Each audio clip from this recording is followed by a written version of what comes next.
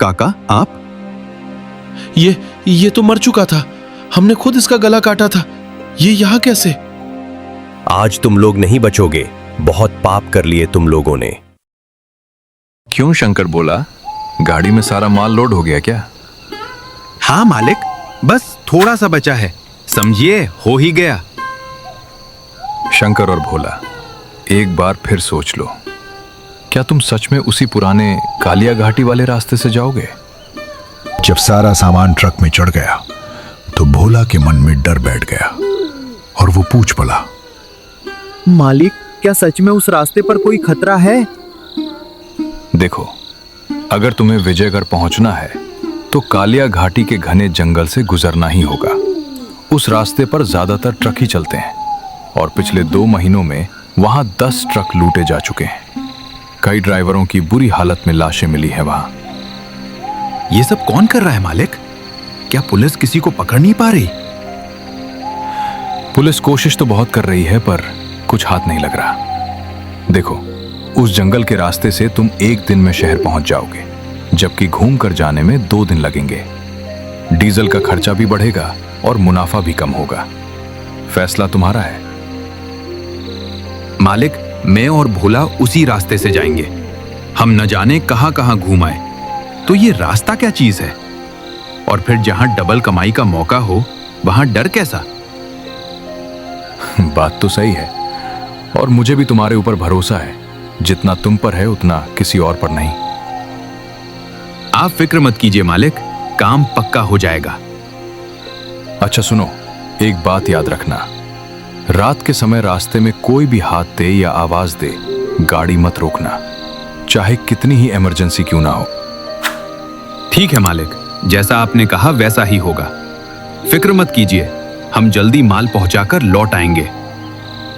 इसके बाद शंकर और भोला रात का खाना खाकर लोहे की रोड से भरा ट्रक लेकर रवाना हो जाते हैं। निकलते वक्त आसमान में बादल थे, लेकिन आधा घंटा बीतते ही मूसलाधार बारिश शुरू हो गई। बिजली कड़कने लगी और तेज हवाएं चलने लगी। जैसे जैसे गाड़ी जंगल के अंदर जा रही थी, सन्नाटा और अंधेरा गहराता जा रहा था। उस्ताद, सच में इस रास्ते पर परिंदा भी नजर नहीं आ रहा। बहुत सन्नाटा है। सही कह रहा है भोला, इतना समय हो गया पर सामने से एक भी गाड़ी नहीं गुजरी। तू बस दुआ कर कि हम जल्दी निकल जाए। बारिश और तेज हो गई। दृश्यता इतनी कम हो गई कि सामने का रास्ता दिखना बंद हो गया। धत तेरे की, इतनी तेज बारिश है कि कुछ सुझाई नहीं दे रहा। अब आगे बढ़ना मुश्किल है। हाँ उस्ताद, एक काम करो, ट्रक को सड़क किनारे लगा दो। ऐसे मौसम में एक्सीडेंट हो सकता है। जैसे ही शंकर ट्रक रोकने वाला होता है, उसकी नजर दूर एक रोशनी पर पड़ती है। भोला, वो देख, वहां रोशनी जल रही है। हाँ उस्ताद, कोई ढाबा लग रहा है। चल वहीं रुकते हैं, बारिश थमेगी तब निकलेंगे। उस्ताद, नींद भी आ रही है। चाय पी लेंगे तो सुस्ती भाग जाएगी। साथ ही इस रास्ते के बारे में भी पूछ लेंगे। वे पास जाकर देखते हैं कि वो एक पुरानी चाय की टपरी है। एक अधेड़ उम्र का आदमी वहां बैठा है। वे दोनों छप्पर के नीचे खड़े हो जाते हैं। काका, चाय मिलेगी क्या? दुकानदार कुछ देर तक शंकर और भोला को गौर से देखता रहा, जैसे उन्हें पहचान रहा हो। चाय मिल जाएगी, बैठो, अभी बनाता हूं। कुछ और चाहिए? नहीं काका, बस 2 कप कड़क चाय दे दो। अदरक वाली गर्म चाय पीकर दोनों को सुकून मिला। वाह काका, क्या चाय बनाई है। सारी थकान मिट गई। अब तो रात भर गाड़ी चला सकता हूँ। तुम लोग कहां जा रहे हो? हम विजयगढ़ जा रहे हैं, माल की डिलीवरी है। यानी तुम लोग कालिया घाटी के जंगल के बीच से जाओगे? अंधेरे में काका का चेहरा एकदम डरावना और सफेद दिखने लगा। क्या हुआ काका, आप चुप क्यों हो गए? एक बात कहूं, अगर मान सको तो मान लेना, आज रात इस जंगल के रास्ते आगे मत जाओ, यहीं रुक जाओ। क्यों काका, क्या आप जानते हैं वहां क्या होता है? गाड़ियां और लोग गायब क्यों हो जाते हैं? कुछ चीजों की वजह न जानना ही बेहतर है। हमें बताइए काका, क्या राज है वहां का? दुकानदार कुछ बोलने ही वाला था कि पीछे से एक आवाज आई। साहब चाय पियेंगे क्या? शंकर और भोला पीछे मुड़कर देखते हैं। वहां एक जवान लड़का खड़ा था। आप लोग मुझे ऐसे क्यों देख रहे हैं? मेरी ही दुकान है ये। बारिश तेज थी तो पीछे सो गया था, आपकी आवाज सुनकर आंख खुल गई। लेकिन हमने तो चाय पी ली, अभी इसी काका ने तो। शंकर जैसे ही पीछे मुड़ा, वहां कोई नहीं था। बेंच खाली थी। क्या हुआ? खाली बेंच को क्यों देख रहे हैं? भूत देख लिया क्या? उस्ताद, वो आदमी गायब हो गया। यहाँ से निकलो उस्ताद, जल्दी। हाँ भोला, बारिश कम हुई है, चलो, यहाँ रुकना ठीक नहीं। वे दोनों भागकर ट्रक में बैठे और वहां से निकल गए। पीछे से दुकानदार उन्हें पागल समझकर बड़बड़ाने लगा। शंकर तेज रफ्तार से ट्रक चलाने लगा। उस्ताद, वो क्या था? हम दोनों ने एक ही सपना तो नहीं देखा? पता नहीं भोला, पर अब रुकना नहीं है। अचानक हेडलाइट की रोशनी में उन्हें फिर वही रामू काका सड़क के बीचों बीच खड़े दिखाई दिए। मत जाओ, आगे मौत है, रुक जाओ। उस्ताद, गाड़ी मत रोकना, ये इंसान नहीं है।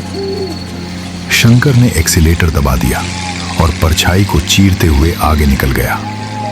कुछ दूर जाने पर उन्हें दो लोग दिखे। एक आदमी हाथ हिलाकर मदद मांग रहा था और दूसरा सड़क किनारे खून से लथपथ पड़ा था। भोला, वो देखो, किसी का एक्सीडेंट हुआ है, मदद करनी चाहिए। नहीं उस्ताद, मालिक ने मना किया था। अरे यार, कोई मर रहा है।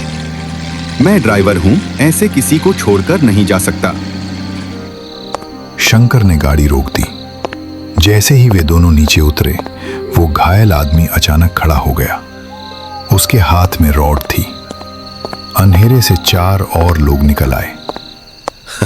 शुक्रिया भाई, तुम लोगों का दिल बड़ा है, तभी तो जाल में फंस गए। तुम लोग कौन हो? वही जिनके बारे में सुना होगा, इस रास्ते के असली राजा। ट्रक का माल अब हमारा है और तुम दोनों की जान भी। चाकू निकालो रे, इनका काम तमाम करो। डाकुओं ने उन्हें पकड़ लिया और पेड़ से बांध दिया। तभी अचानक वहां वही रामू काका प्रकट हुए। काका, आप? ये तो मर चुका था। हमने खुद इसका गला काटा था। ये यहाँ कैसे? आज तुम लोग नहीं बचोगे, बहुत पाप कर लिए तुम लोगों ने।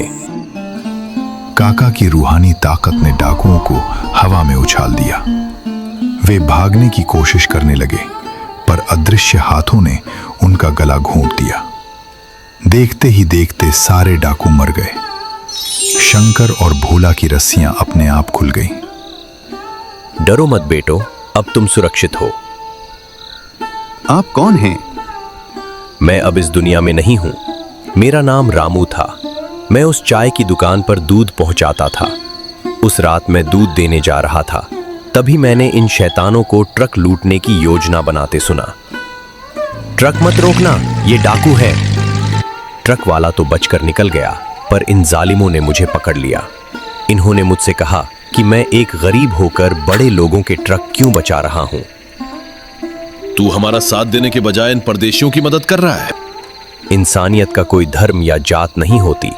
मेरा ईश्वर मुझे मजलूमों की हिफाजत करना सिखाता है, न कि बेगुनाहों का खून बहाना। असली इंसान वो है जो दूसरों के काम आए। उन लोगों ने गुस्से में मेरा गला काटकर मुझे इसी जंगल में दफन कर दिया। आज जब मैंने तुम्हें खतरे में देखा तो तुम्हारी जान बचाने आ गया। काका, आप ही असली देवदूत हैं। अगर दुनिया में आप जैसे लोग हों तो नफरत कभी नहीं फैलेगी। आपको मेरा प्रणाम है। बेटो, मेरा शरीर इसी झाड़ी के पीछे दबा है। उसे निकलवा कर इज्जत से अंतिम संस्कार करवा देना, ताकि मेरी रूह को शांति मिले। अब इस जंगल में कभी कोई लूट नहीं होगी। खुश रहो। इसके बाद शंकर और भोला ने शहर पहुंचकर पुलिस को सब बताया। डाकुओं की लाशें और रामू काका का पार्थिव शरीर बरामद हुआ।